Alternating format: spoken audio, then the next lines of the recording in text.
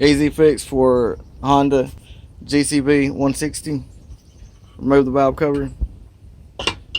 It's going to be the exhaust valve. It's got a valve guide in there that comes out of the block. And what I do is just take a hammer like that and reseat that valve guide, and it's good to go. What usually happens is this rock arm breaks. I don't know if y'all can see that. Yeah, right there. And all you gotta do is order a new one. It's about $7. Throw it on there and it's good to go.